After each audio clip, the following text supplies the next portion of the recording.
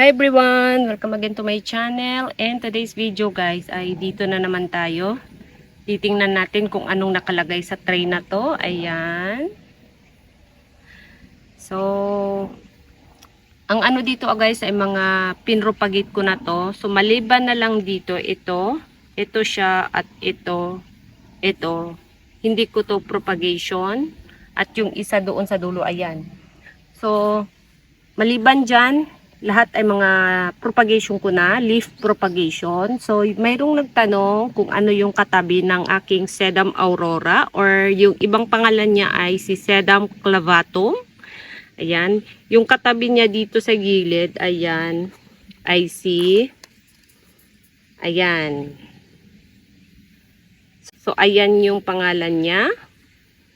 And, maliit pa to nung binili ko. Napakamura lang kasi. So, napakaliit nito dati. So, ganyan na yung hitsura niya. Ayan. Maganda yung dulo ng kanyang tip. Pinky-pinky. Ayan. So, mayroon na din siyang baby na lumabas. At mayroon siyang farina. Ayan. Tingnan ninyo. Ayan. Di ba may farina? So, ayan. At, ito ay ano to. Ito siya kasamahan ng nandito. Ayan.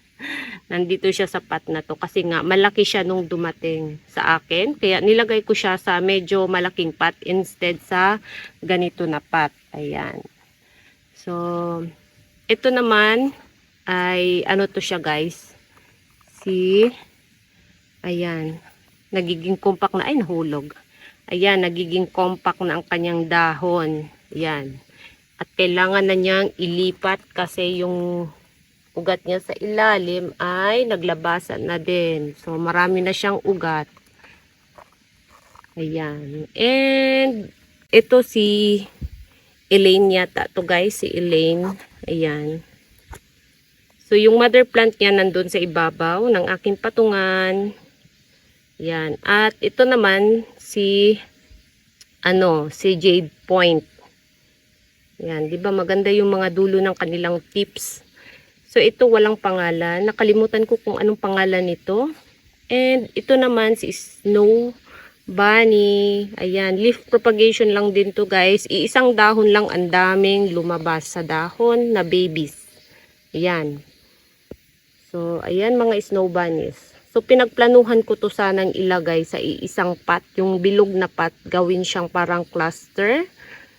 Kaya lang, wala pa akong bilog na pot na para sa kanila. Meron akong nabili pero naka-prepare siya sa ibang halaman. So ayan, 'di ba napakaraming babies guys.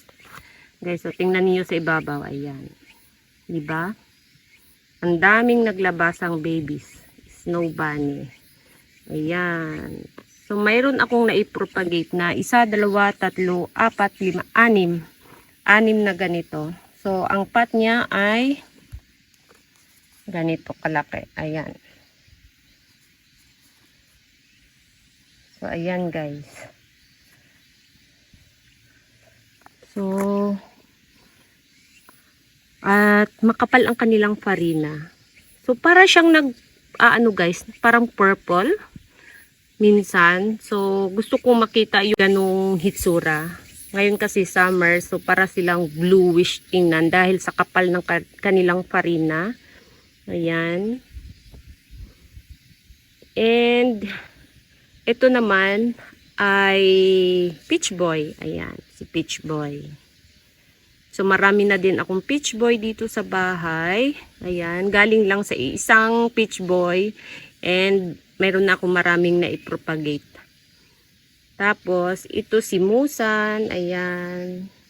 Bumili lang din ako dati ng isang musan. Tapos, ayun, pinropagate ko yung dahon. Yan, dumami na. Marami na rin akong musan. And, ito naman si Margaret Trapen. So, meron akong dinala ditong isang Margaret Trapen. Kasi, naglagay ako ng mga Margaret Trapen sa bahay namin. 3. Sa iba-ibang corner. So, yung isa ay namatay na at yung natira na lang ay 2 na lang. So, ito yung natira at yung isa na galing doon sa isa ko pang patungan. So, gusto kong ipakita sa inyo guys kung ano yung kaibahan ng Margaret Trapen kung mula doon sa isang patungan at ito. Ayan. Wah, tanggalin natin. So, meron siyang kulay. Ayan, di ba?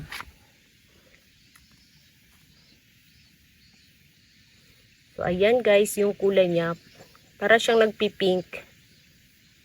Ayan. Di ba? Compact na compact siya. So, yung isang Margaret Drapen ko na galing doon sa isang patungan ko ay, then, ito. Lipat tayo dito, gata. Ayan. So, ito siya ay yung ano niya, lugar ay dito. Mag-start ng umaga hanggang hapon mainit. Ito naman, mag-start ng 10 o'clock ng umaga hanggang hapon ay mainit. So, tingnan niyo yung kaibahan, guys. Ayan, oh. Ayan. At meron pa ako ditong mga ano. Yan ay mga galing doon sa, ano ba yun? Sa flower stock. Dito ko muna nilagay kasi wala nga akong lagyanan kahapon. Kahapon ko pa to tinanggal, ayan. Tapos naapakan ko pa yung isa. Ayan, tapon na natin. So, ayan. So, dito tayo mag-focus. Ayan guys, di ba? Ibang-iba. Ito compact na compact. Ito naman medyo ano siya.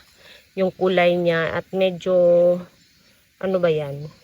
Compact din naman siya. Kaya lang bukang-buka yung rosette niya. I-compare dito sa isa, oh. Di ba? Saradong-sarado yung rosette dito. Ito naman medyo buka siya. And then yung kulay niya dito maputla. Ito naman ay pinky-pinky. Hindi siya maputla. Mas darker. Ayan yung kaibahan guys. Mas maraming baby dito. Ito naman 3. Ito 4, 5. Ayan. Lamang lang siya ng 2. Diba? Ayan yung kaibahan. So, dito, mag-start ng umaga hanggang hapon, nakaka-receive siya ng maraming sunlight. Ayan. Pareho silang nilagay ko sa UV cut. 50% UV cut. Ayan. So, ito naman, magmula ng 10 o'clock hanggang hapon, yung nare-receive niyang init. So, ganyan lang yun guys, kaibahan nila. The same yung potting soil na pinagtaniman ko sa kanila. Ayan, iniba ko lang yung kulay ng pot para ano ba yun, malaman ko kung saan sila banda nakatira or nakalagay. Ayan. So, yun lang guys at ibalik na natin to dito sa kanyang lugar. So, hindi ako masyadong naglilipat-lipat ng mga succulents habang lalo na kapag summer. Kung healthy naman sila sa isang lugar, hinahayaan ko lang, pero pag tingin ko para silang nagmamasyo or nasubra sa init, nililipat ko sa medyo mahangin na lugar. Ayan. And ito naman, ayan, na sunburn. Ayan. Habang wala ako, nagka-sunburn siya. So, okay lang kasi bumabalik naman din sa dati yung ano niya. Ayan, o sa gitna, yung bagong dahon niya. Ayan. Fresh na uli. So, ayan, hayaan na natin kasi makarecover din yan kalaunan. And, ayan, wala siyang pangalan. Hindi ko alam kung anong pangalan niya. Ito yata si Elaine kasi nagpropagate ako ng Elaine ko. So, yung mother plant niya nandito yata sa ibabaw. Or nandun sa kabilang patungan ko. Tanggalin nga natin. Ayan, tingnan natin kung ito ba yung mother plant. Hindi siya. Akala ko ito yung mother plant. So, nandun sa kabilang patungan yung mother plant.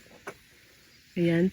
Hanapin natin kung ano. Hindi siya ang mother plant. So, yung mother plant nito nandoon sa kabilang patungan. Ayan. Ang dami na din yung babies guys. So, ayan. Kita ninyo yung baby. Paikot. 2, 3, 4. So, 4 na babies ang mayroon siya.